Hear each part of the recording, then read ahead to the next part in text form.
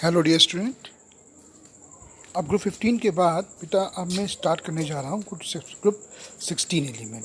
Okay, अब group 16 element जो है ये पी ब्लॉक एलिमेंट में आता है और पी ब्लॉक एलिमेंट में ये नंबर किस पे आएगा? स्टार्टिंग कहाँ से होती है? 12 से होती है। 12, 13, 14, 15, 16। फिफ्थ नंबर पर जो ग्रुप आएगा वो आपका ये होगा। आप इमेजिन कर सकते हैं, मैं आपको दिखाता हूँ। देखिए अभी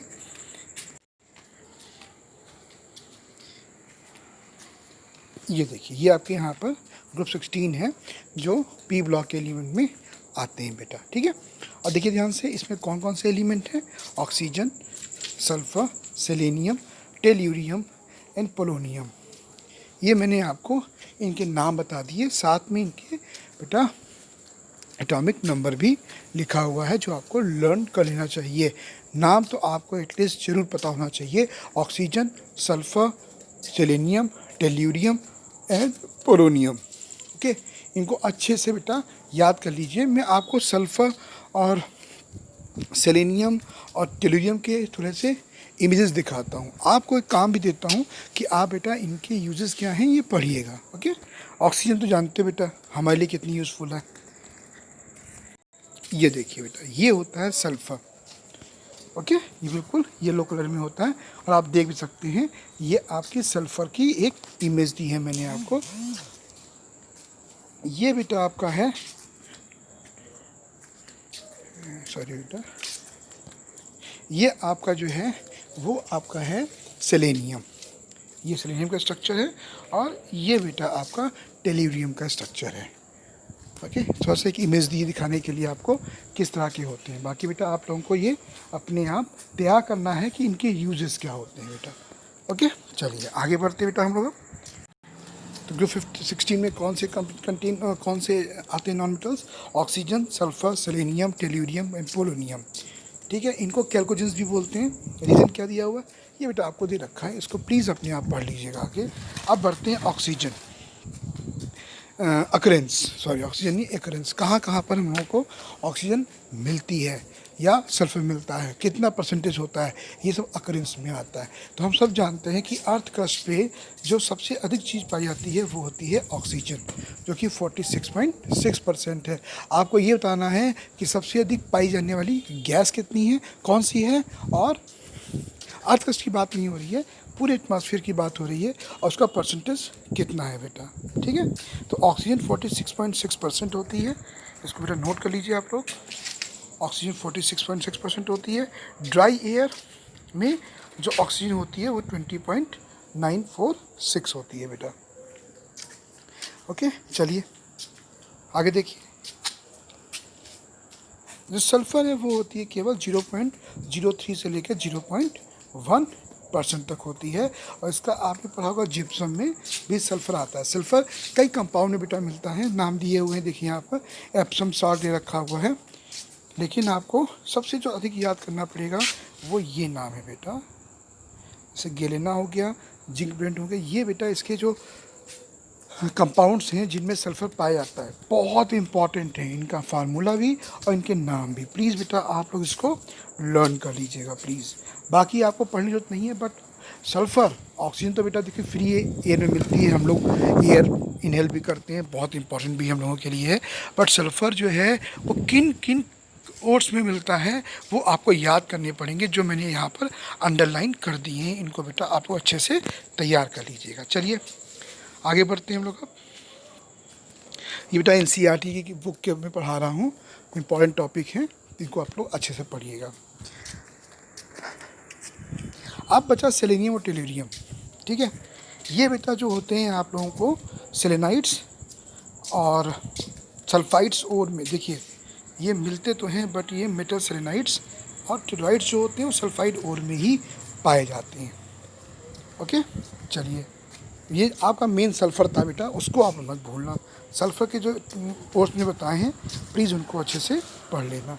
अब आपने फर्स्ट ईयर में कुछ प्रॉपर्टीज़ पढ़ी थी ग्रुप 16 की, तरीके मैंने बताए थे आप लोगों को, जो हम लोगों ने पढ़ा था आपकी क्लासिफिकेशन ऑफ एलिमेंट्स में। जब हमने पीरियोडिक टेबल पढ़ी थी तो हमने ग्रुप 16 के बारे में आप लोगों को, ग्रुप 16 क्या कि ग्रुप में टॉप टू बॉटम जाने पर प्रॉपर्टीज़ कैसे चेंज होती हैं, क्या इफेक्ट पड़ता है, वही चीज़ यहाँ पे दी हुई है। तो बेटा इसको अपने आप पढ़ने की कोशिश करिएगा, लेकिन हाँ जो इनका जनरल कॉन्फ़िगरेशन है उसको आप तैयार कर लीजिएगा। ये 11th के हिसाब से तो ज़रूरी है, इम्पॉर्टेंट है, 12th में इतना नहीं आता है। लेकिन हाँ अभी आपको जब केमिकल प्रॉपर्टीज़ या इनकी प्रॉपर्टीज़ के बारे में पढ़ेंगे तो आपको अगर ये नहीं पता है कि इनका जनरल इलेक्ट्रॉनिक कॉन्फ़िगरेशन क्या है तो आपको बहुत दिक्कत होगी। चलिए आगे बढ़ते हैं। Atomic radii, energy enthalpy, electron gain enthalpy, electronegativity, please ये अपने आप ज़रूर पढ़ लीजिएगा। जब भी एनसीईआरटी का कोई क्वेश्चन मिले, चाहे वो इन टेक्स्ट हो और चाहे वो आपकी अलग से क्वेश्चन दे रखे हों, प्लीज़ उनको अच्छे से लर्न कर लीजिएगा, उनको छोड़िएगा मत। अब आते हैं हम लोग फिज़िकल प्रॉपर्टीज़ पे। हम सब जानते हैं ऑक्सीजन गैस होती है, सल्फ़र जो होता है वो लिक्विड फॉर्म में पाया जाता है, ठीक है। और जो एक ध्यान रखिएगा, पोलोनियम जो होता है बेटा वो रेडियो एक्टिव एलिमेंट होता है, ठीक है, बहुत शॉर्ट लिव्ड होता है, तुरंत ये ख़त्म हो जाता है बेटा। अब मेन आपका आता है ऑक्सीजन, और उसके जो ऑक्सीजन ग्रुप है उस या ग्रुप 16 जो है उसकी ऑक्सीडेशन स्टेट के बारे में। अगर ये टॉपिक आप नहीं समझेंगे तो बहुत दिक्कत होगी बेटा। चलिए बताते हैं आपको हम, और इसके लिए हम लोगों को पता होना चाहिए कि ग्रुप 16 का जनरल इलेक्ट्रॉनिक कॉन्फ़िगरेशन क्या है, जो मैंने अभी ऊपर आपको पढ़ाया है। तो जो इनका जनरल इलेक्ट्रॉनिक कॉन्फ़िगरेशन होता है बेटा वो होता है NS2NP4। अगर हम ऑक्सीजन की बात करते हैं तो 2S2 2P4, तो यहाँ पे 2S2 ये हो गया, और 2P4 की बात करें तो वो आपके ये हो गए, ठीक। अब इसके पास कितने बचे, 2। तो ये मोस्टली क्या करता है बेटा, -2 ऑक्सीजन स्टेट शो करेगा। कब, जब इससे लेस इलेक्ट्रोनेगेटिव एटम लगे होंगे ऑक्सीजन के साथ, लाइक वाटर में H2 लगा होता है ऑक्सीजन के साथ। लेकिन जब हम बात करते हैं OF2 तो इसकी ऑक्सीजन स्टेट जो है चेंज हो जाएगी। लेकिन फ़िलहाल जो इसकी मोस्ट ऑफ द केसेस में होती है ऑक्सीडेशन स्टेट, वो बेटा कितनी होती है, वो होती है -2। अब चूंकि इसके आगे बेटा d ऑर्बिटल नहीं होते, ठीक, ये एक मैंने आपको बहुत अच्छे से याद कराया था 11th में, आपको याद भी होगा कि ये एक ऐसी प्रॉपर्टी है, क्या, कौन सी property, absence of vacant D orbital. ये एक ऐसी प्रॉपर्टी है बेटा जो ऑक्सीजन को डिफरेंट एक्ट करती है, एनॉमलस बिहेवियर, आपको याद होगा, है ना। अब यहाँ पर देखिएगा ध्यान से बेटा, तो यहाँ पर आप देख सकते हैं कि ये इसके पास 2 इलेक्ट्रॉन ही हैं केवल। अगर ये आगे जंप करना चाहता है तो ये जंप नहीं कर सकता है क्योंकि इसके पास वेकेंट डी ऑर्बिटल नहीं है। तो ये -2 कर शो करेगा या +2 शो करेगा ऑक्सीजन, है ना।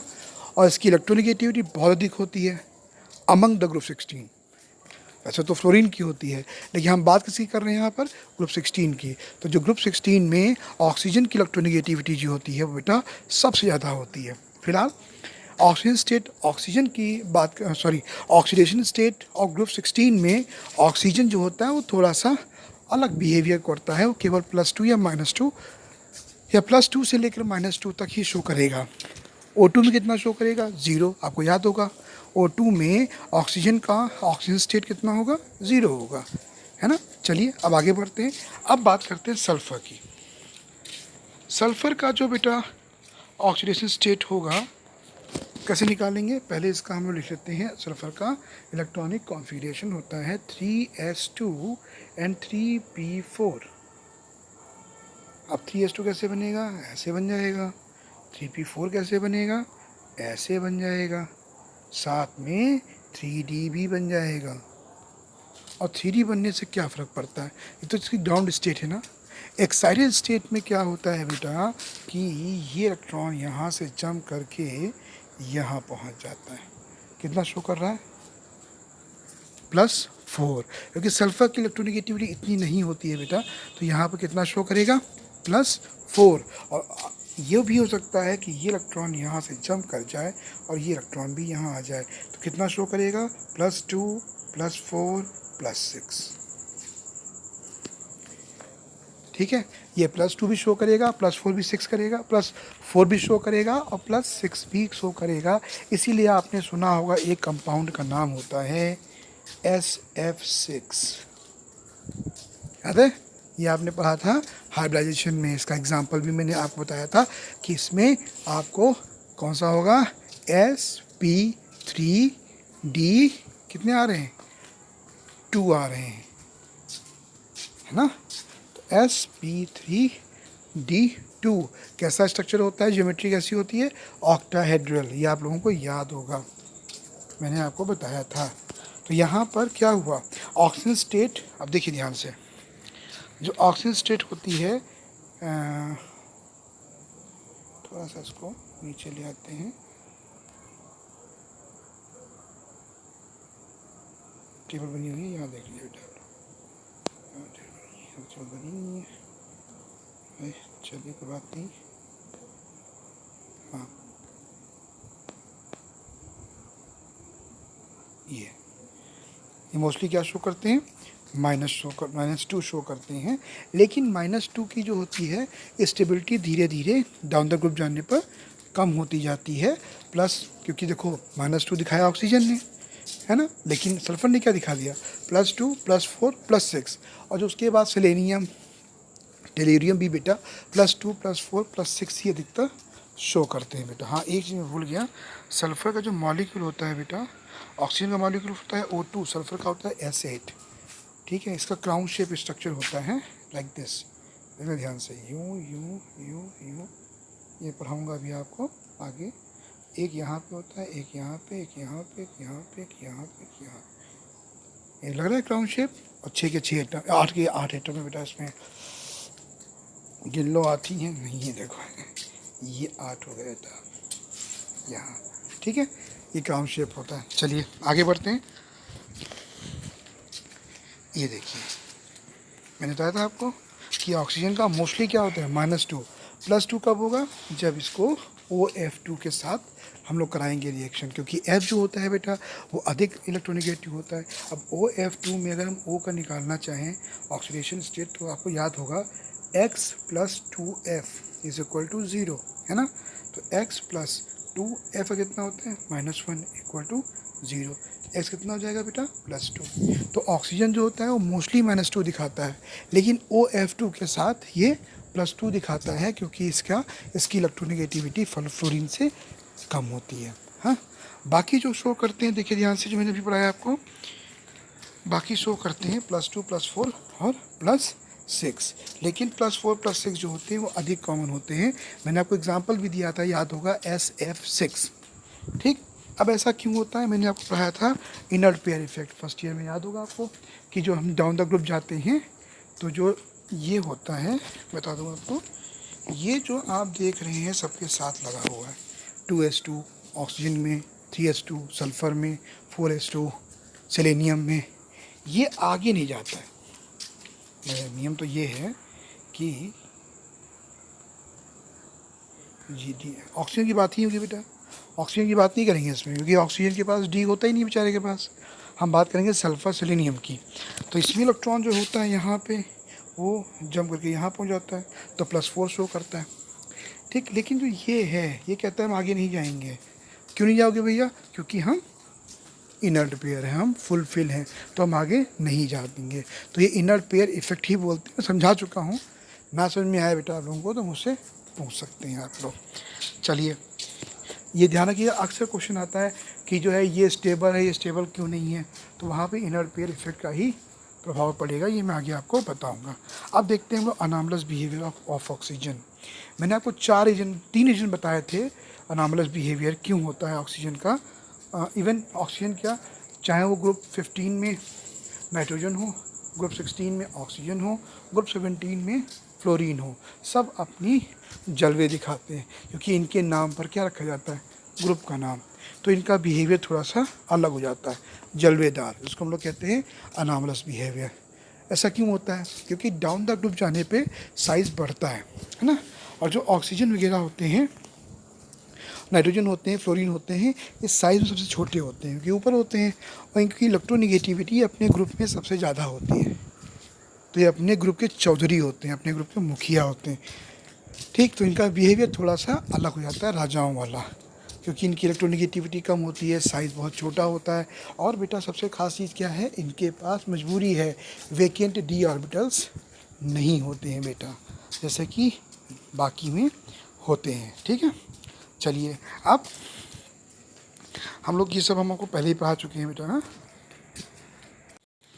चलिए अब आगे बढ़ते हैं बेटा। हम लोग रिएक्टिविटी ऑफ विद हाइड्रोजन, हम सब जानते हैं बेटा कि जितने भी ग्रुप 16 एलिमेंट होंगे वो H के साथ क्या बनाएंगे, H2E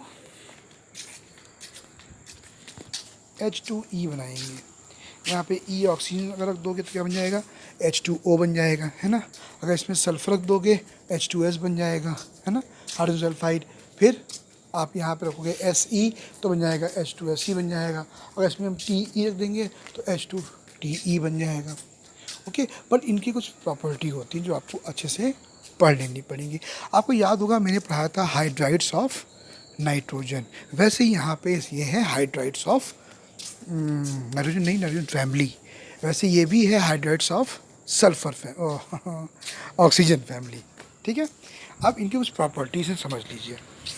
ऐसा होता है बेटा कि ये जो हैं H आयन प्रोड्यूस करते हैं, जब डिकम्पोज होते हैं बेटा तो ये H आयन प्रोड्यूस करते हैं, जिसकी वजह से क्या होता है, ये एसिडिक थोड़े से हो जाते हैं। तो पहला पॉइंट लिख लीजिए आपके, जो हाइड्राइड्स होते हैं ग्रुप 16 के, नंबर 1 वो एसिडिक इन नेचर होते हैं। ठीक है, क्योंकि ये H आयन प्रोड्यूस करते हैं। ओके, ये याद लिख लीजिए बेटा आप लोग। लेकिन क्या वाटर एसिडिक होता है? नहीं, वाटर जो होता है वो न्यूट्रल होता है, या ये भी कह सकते हैं एसिडिक भी होता है, बेसिक भी होता है। एसिडिक क्यों होता है? क्योंकि ये H आयन प्रोड्यूस करता है, लेकिन बहुत एसिडिक नहीं होता है, होता ना के बराबर होता है। लेकिन जो बाकी आपके हाइड्राइड्स होते हैं H2S, H2Te, ये बेटा थोड़े से एसिडिक होते हैं। H2S गैस जो होती है थोड़ा सा एसिडिक इन नेचर होते हैं। तो आप ये कह सकते हो कि ये एसिडिक होते हैं और डाउन द ग्रुप जाने पर इनकी एसिडिटी बढ़ती जाती है, इनका एसिडिक कैरेक्टर बढ़ता जाता है। इसको बेटा ऐसे लिख सकते हैं हम लोग कि H2O, H2S, H2Se, H2Te sorry and so on, down the group जाने पर एसिडिक कैरेक्टर जो होता है वो बढ़ता जाता है। ठीक है, ऐसा क्यों होता है बेटा, बताते हैं भी आपको। ऐसा इसलिए होता है क्योंकि इनका जो बॉन्ड होता है बेटा, ये बॉन्ड आसानी से टूट जाता है जब डाउन द ग्रुप जाते हैं, क्योंकि ऑक्सीजन की इलेक्ट्रोनिगेटिविटी क्या होती है, ज़्यादा होती है। तो इन बॉन्ड्स को, जैसे कि हम बात करें, ये नोट करें ना आप लोग। हाँ, अगर हम बात करें H2O की, तो H2O में क्या होता है, O की इलेक्ट्रोनिगेटिविटी बहुत होती है, तो ये बॉन्ड तोड़ना थोड़ा सा मुश्किल हो जाता है, क्योंकि O की अधिक इलेक्ट्रोनिगेटिविटी की वजह से ये इलेक्ट्रॉन पेयर जो होते हैं, ये बॉन्ड जो होता है थोड़ा सा मजबूत हो जाता है। लेकिन सल्फ़र की बात करेंगे तो सल्फ़र का साइज़ ऑक्सीजन से बड़ा होता है, जिसकी वजह से इन बॉन्ड को तोड़ना थोड़ा सा आसान हो जाता है एज़ कम्पेयर टू वाटर। तो हम ये कह सकते हैं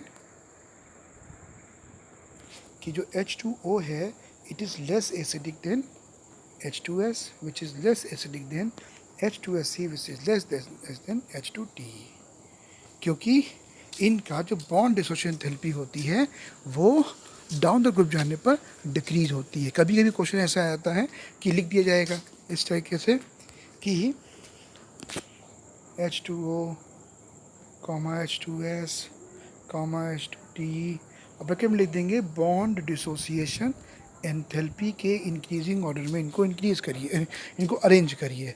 तो सबसे अधिक बॉन्ड डिसोसिएशन एंथैल्पी किस में लगेगी, H2O में लगेगी सबसे अधिक, उससे कम H2S में, उससे कम H2Te में, उससे कम H2Se में, यार भूल गया, उससे कम H2Te में। क्यों? क्योंकि बेटा बॉन्ड डिसोसिएशन थेरेपी का मतलब होता है H-O बॉन्ड को तोड़ना, है ना, H-S बॉन्ड को तोड़ना। और इसमें क्या होता है कि साइज़ बढ़ जाता है डाउन द ग्रुप जाने पे। ऑक्सीजन से बड़ा साइज़ सल्फ़र का होता है, उससे बड़ा साइज़ सेलेनियम का होता है। जब साइज़ बड़ा हो जाता है तो इनके बीच का जो बॉन्ड होता है बेटा वो वीक हो जाता है, उसको तोड़ना आसान होता है। और जो जितनी जल्दी H आयन लूज़ कर देगा वो उतना ही अधिक एसिडिक होगा, है ना। और जल्दी कौन लूज़ करेगा, जिसकी बॉन्ड डिसोसिएशन थेरेपी कम होगी। अब मैं आपको थोड़ा सा अच्छे से समझाता हूँ, देखिए ध्यान से। सबसे ऊपर H2O, उसके नीचे H2S, उसके नीचे H2S, तीन एग्जाम्पल लेते हैं। डाउन द ग्रुप जाने पर इसकी बॉन्ड डिसोसिएशन एंथैल्पी कम होती जाती है। तो बॉन्ड डिसोसिएशन एंथैल्पी कम होती जाती है, इसका मतलब ये होता है कि HO बॉन्ड को तोड़ना मुश्किल होता है, H2S को कुछ आसान होता है, H2SE को और आसान हो जाता है ना। तो बॉन्ड डिसोसिएशन एंथैल्पी कम होती जाती है। मतलब ये हुआ कि हम अगर इन तीनों में देखें तो H2SE में H-SE बॉन्ड तोड़ना आसान होगा, और जब जितनी जल्दी टूट जाएगा H आयन उतनी जल्दी रिलीज़ होगा और उसकी एसिडिक कैरेक्टर उतना ही ज़्यादा होगा। वही चीज़ यहाँ पर है कि बॉन्ड डिसोसिएशन एंथैल्पी और एसिडिक कैरेक्टर ये दोनों एक दूसरे के रेसिप्रोकल होते हैं। तो डाउन द ग्रुप जाने पर बॉन्ड डिसोसिएशन एंथैल्पी कम होती जाती है, H आयन लूज करना आसान हो जाता है, तो एसिडिक कैरेक्टर बढ़ता जाता है। इसको आप लोग नोट कर लेना बेटा, अच्छे से इसको पढ़ लेना। अब बॉन्ड डिसोसिएशन एंथैल्पी के अलावा जो है यहाँ पर ये देखिए एक पॉइंट और दे रखा है, थर्मल स्टेबिलिटी डिक्रीज़ होती जाती है। अब थर्मल स्टेबिलिटी डिक्रीज होने मतलब क्या हुआ, वही कि हमने इसको हीट दी और ये टूटा कि नहीं टूटा, जल्दी टूट गया इसका मतलब ये लेस थर्मल स्टेबल है, नहीं टूटा इसका मतलब ये हाई थर्मल स्टेबल है। वही चीज़ यहाँ समझा रहा हूँ बेटा आपको कि जितनी अधिक बॉन्ड डिसोसिएशन एंथैल्पी होगी उसकी थर्मल स्टेबिलिटी उतनी ही ज़्यादा होगी। हम हीट दे रहे हैं वो नहीं टूट रहा है, इसका मतलब वो थर्मली स्टेबल है। तो डाउन द ग्रुप जाने पर हम लोगों को साइज़ बढ़ने की वजह से सेंट्रल एटम का बॉन्ड थोड़ा सा वीक हो जाता है और हल्की हीट देने पर ही टूट जाएगा। तो ये कह सकते हैं कि डाउन द ग्रुप जाने पर थर्मल स्टेबिलिटी भी क्या होती है, कम होती जाती है। चलिए, हाँ ये पॉइंट बहुत इंपॉर्टेंट है, इसको नोट जरूर कर लेना कि all the hydrides except water possesses reducing property and this character increases from H2S to H2E। क्योंकि बेटा जो H आयन लूज करेगा या जो H किसी को दे देगा तो वो किसी को रिड्यूस करेगा ना, और जब रिड्यूस करेगा तो क्या कह सकते हैं, वो रिड्यूसिंग प्रॉपर्टी शो करता है बेटा। चलिए अब आगे बढ़ते हैं बेटा हम लोग। ये देखिए आपको मेल्टिंग पॉइंट, इसको बेटा स्क्रीनशॉट ले लीजिएगा और इसको अपनी कॉपी पे अच्छे से लिख लीजिएगा बहुत सुंदर तरीके से, और आप इसको याद भी कर लीजिएगा, ठीक है। अब ये जो आपको है बेटा ये थोड़ा सा तैयार करना पड़ेगा आपको अच्छे से। ये एंगल डाउन द ग्रुप जाने पर कम होता जाता है, क्यों?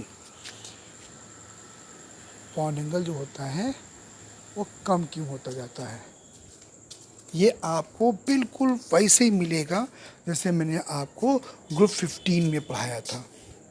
NH3 याद है, PS3 डाउन द ग्रुप जाने पर एंगल में क्या परिवर्तन हुआ था, वही जब पढ़ेंगे आप तो यहाँ पर ये समझ जाएंगे। इसको बेटा प्लीज़ आप लोग अच्छे से पढ़ लीजिएगा। देखिए बॉन्ड डिसोसिएशन एंथैल्पी क्या हो रही है, कम हो रही है। किलो जूल पर मोल में देखें तो पहली 463 है, फिर 374 है, 347 है, फिर 276 है, फिर 238 है। तो इसको बेटा प्लीज़ आप लोग इसको भी अच्छे से तैयार कर लीजिएगा प्लीज़। अब बात करते हैं रिएक्टिविटी विद ऑक्सीजन। अब ऑक्सीजन की रिएक्शन ऑक्सीजन से होगी तो क्या फ़र्क पड़ता है ना, तो O2 रहेगा। लेकिन जब ये मिलते हैं सल्फ़र के साथ, सेलेनियम के साथ, टेल्यूरियम के साथ, तो जो बनाते हैं ऑक्साइड उनका सिंपल फार्मूला है बेटा EO2। क्या है, EO2 like sulphur dioxide SO2। Okay, तो ये तो कोई इंपॉर्टेंट चीज़ नहीं है, आपको सिर्फ याद करना है। जो इम्पॉर्टेंट चीज़ है बेटा वो ये है, देखिए ध्यान से, क्या है कि ओजोन एंड सल्फ़र डाइऑक्साइड ये गैसेस हैं। देखिए सेलेनियम ऑक्साइड क्या है, सॉलिड है। ये आपको याद करना पड़ेगा कि डाउन द ग्रुप जाने पर इनकी फिजिकल प्रॉपर्टी बढ़ती जाती है, बढ़ती क्या घटती क्या। ये तो पहले के 2-3 एलिमेंट होते हैं, ऑक्सीजन हो गया, ओजोन हो गया, ठीक है, सल्फर डाइऑक्साइड हो गया, ये तो गैसेस हैं। लेकिन सेलेनियम डाइऑक्साइड क्या होगा, सॉलिड होगा, ठीक है। और एक और इम्पॉर्टेंट चीज़ है बेटा, और ये है कि जो रिड्यूसिंग प्रॉपर्टी होती है इनकी ऑक्साइड्स की वो कम होती जाती है SO2 से TeO2 तक। मतलब ये समझ लीजिए कि SO2 जो है वो तो रिड्यूसिंग एजेंट होता है, लेकिन TeO2 जो होता है वो ऑक्सीडाइजिंग नेचर का होता है बेटा। ठीक है, इसके पीछे रीजन क्या है मैंने पढ़ाया अभी आपको पीछे हाइलाइट्स में, वही रीजन यहाँ लगेगा, पढ़ के देखना। ना समझ में आ गया बेटा आप लोगों को तो प्लीज़ आप मुझसे पूछ सकते हैं।